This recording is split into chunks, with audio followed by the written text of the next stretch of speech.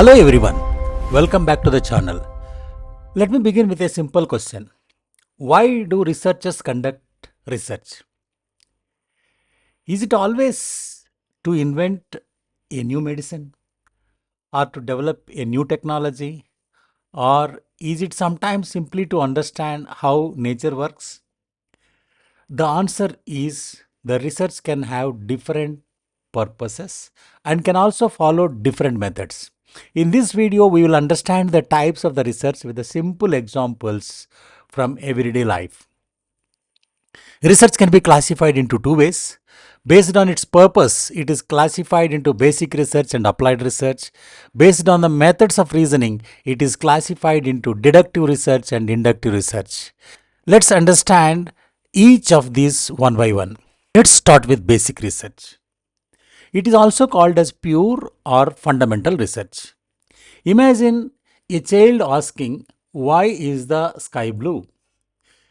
There may not be any immediate practical benefit in answering this question, but understanding the reason increases our knowledge about the nature. This is exactly what basic research does. Its main objective is to increase the scientific knowledge and satisfy human curiosity. It is not conducted to make a product or earn a profit. Instead, it helps scientists to discover new facts, principles, and theories. Many revolutionary discoveries began as basic research without any immediate practical application. For example, when scientists discovered the structure of DNA, they were not trying to develop the genetic tests or gene therapy. They simply wanted to understand how hereditary information is stored and passed from one generation to the next.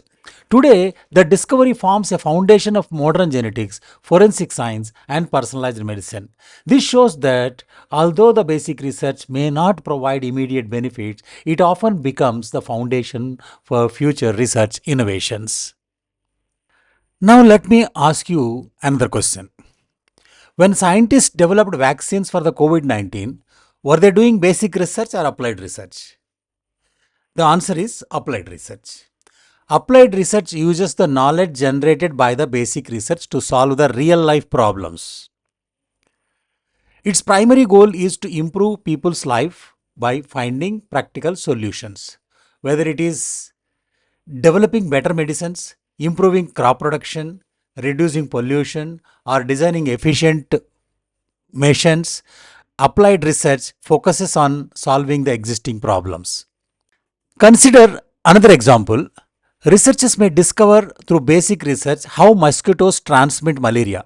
Later, applied researchers use that knowledge to develop mosquito control strategies, insecticides related to bed nets, or vaccines. In other words, basic research creates knowledge while applied research uses that knowledge to solve the practical problems. Sometimes students confuse applied research with research and development, that is R&D. Although they are related, they are not exactly the same. Research and development generally focuses on improving or developing products that consumers already want. The applied research, however, often identify problems or unmet needs first and then develops new solutions. In this way, applied research is not only improves the existing products but also creates entirely new opportunities. Now let's move to another way of classifying the research. Based on the method of reasoning, researchers generally use two approaches: deduction and induction. Both are important, but they work in opposite directions. Let's begin with the deductive research. Deduction follows a top down approach, moving from general to the specific. Here is a famous example: all human beings are mortal. Socrates is a human being. Therefore, Socrates is mortal. We start with the general rule and apply it to a specific case. If the premises are true and our reasoning is correct, the conclusion must also be a true one. Let's take a research example. Suppose students already know that noise reduces concentration. They ask a research question: will students solve puzzles better in a quiet room than in a noisy room? To test this, the same student solve one puzzle in complete silence and another in a noisy environment. If the students perform better in silence, the result supports the original theory. This is deductive research because it starts with an existing theory and tests whether it is true in a specific situation. Here is another example. Imagine you switch on a light but it doesn't turn on. From your previous knowledge, if you know that the burnt out bulb will not produce light, so you conclude that the bulb may have fused. You are using a deductive reasoning because you are applying a general principle to explain a specific situation. Now let's understand the inductive research. Induction works in the opposite direction. It follows a bottom up approach, moving from specific observations to general conclusions. Instead of starting with a theory, researchers begin with the observation or observing some events and then develop a general explanation. For example, imagine you touch several pieces of ice on different occasions and every time they feel cold. After many observations, you concluded that all ice is cold. Similarly, if you observe that 3 plus 5 equals to 8 and 7 plus 9 equals to 16 and 11 plus 13 equals to 24, you may conclude that adding two odd numbers may always give an even number. Here, a general rule is developed from several specific observations. Inductive research is also called as a theory building because researchers collect observations first and then develop theories to explain them. It is especially useful when very little is known about a subject and the researchers want to explore new ideas. However, let me ask you another question. Can inductive reasoning ever be wrong? Yes, it can. Consider this example. Socrates was Greek and most Greeks eat fish. Therefore, Socrates ate fish. Does the conclusion always have to be true? Not necessarily. Socrates may have been allergic to fish or may simply have preferred another type of food.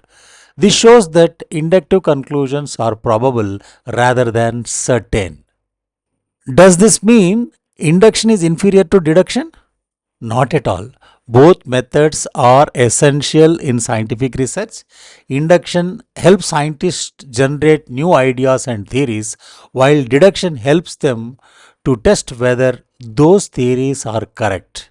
In fact, many research studies use both methods together.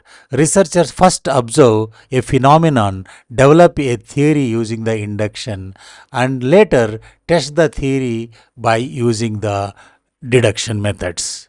Let's quickly summarize that we have learned today. Based on its purpose, research is classified into basic research, which expands scientific knowledge, and applied research, which solves the practical problems. Based on the method of reasoning, the research is classified into deductive research, which moves from general principles to specific conclusions, and inductive research, which moves from specific observations to general principles.